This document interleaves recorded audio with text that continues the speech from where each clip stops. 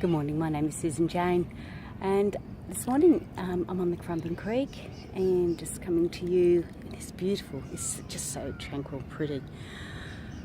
Today I wanted to talk to you about how I got through my emotionally abusive relationship.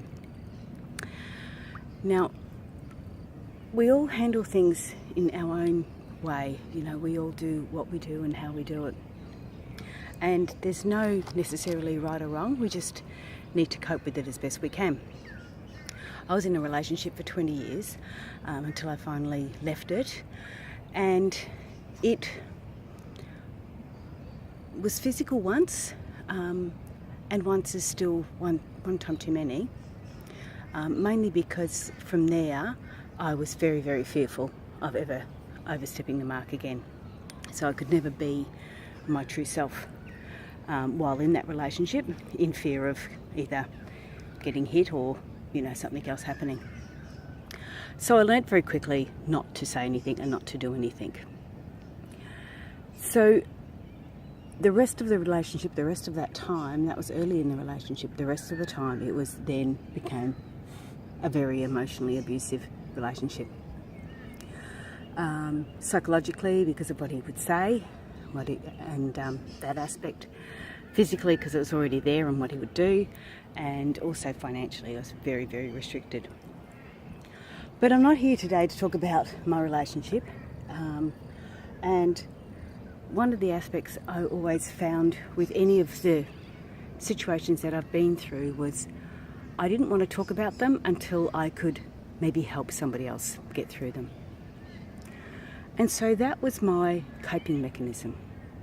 I just didn't talk about them until I could find a positive slant to it. So to cope with my emotionally abusive relationship, 20 years, of just being continuously put in your place, I suppose, would be how I felt, and not to be myself. How I coped with it is once I had left, obviously I did a lot of things while I was in the relationship. I wanted to make sure everything was, I had done as much as I could to keep that relationship alive and healthy. I went to marriage guidance counsellors. Unfortunately I went on my own, he didn't want to go. So after the third one, the marriage guidance counsellors did say that, it does take two to keep a marriage together, and obviously both of you aren't quite in it in the same attitude or the same way. So that was sort of the final straw in leaving. So how I coped with it after I did leave, and I didn't want to get back into another relationship, and I stayed single for nearly 10 years after it. I didn't want to get into a relationship, I wanted to heal from it first. And my way of healing, which may be different to everyone else's, or maybe different to yours. So this is not necessarily the be-all and end-all, but it is an idea. My way of healing from it was to help other people that were in that situation. And by helping other people, you actually learn to heal yourself, because you will get those reflections coming back at you of what people have gone through. And one of the things that I found, that they would talk about it in their language, in their terms, in their understanding. They'll talk about their situation. The phone went funny. They would talk about their situation, and it made me understand mine even more, because they'd have different phrases or different terminology. So by helping other people, it allowed me to help myself. So it allowed me to grow as well. So there's fish jumping and everything in there. So that's how I did it. And with the relationship, I created a program, or I created a concept called Intuitive Undies. And Intuitive Undies is about the 4 pillars of abusive relationships. Now, officially there's 3. I created the 4th because emotional abuse, I know, goes across the board as far as physical, financial and psychological, but there is its own pillar as well.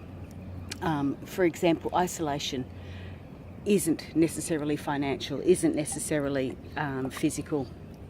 Isolation is an emotional aspect too, where they isolate you by saying different things. So there's lots of elements to it, but I've created intuitive undies because these sort of things I held very, very close to me, all my problems, all my situations, all this abuse. And the only other thing I could think of that you'd hold close to you is your undies, to create an analogy. So I've created an analogy, and of course you've got your boxes, which are basically your physical abuse. You've got your G-strings, which are like your financial abuse because you get very, very little on it. You have got your your G-strings are your psychological abuse because they just send out little slithers of information that constantly keep you on guard when you're in that sort of relationship. They're just continuously those little niggles, those little things that they do. So that's like the G-string. The financial restrictions are like your spandex, the elastic that just keeps you held in tight so you can't move. So that's your financial abuse. And of course your big nana niggers are your emotional abuse because they just engulf everything. The emotional aspect of it engulfs everything. So yeah, I created Intuitist. Now it's not released or anything else. This is just my little back way of trying to help people get through what they may be experiencing or what they've gone through in that sort of a situation. And I wanted to create it with humour because unfortunately I don't like all the negativity. I know there's negativity there, but I wanted to create it with humour, and I wanted to sort of address the high school girls and boys actually, and that's why I did it with the undies. I want to address the boys as well because I know that there's a lot of men who get emotionally abused, and I think they need to be able to stand up and speak as well.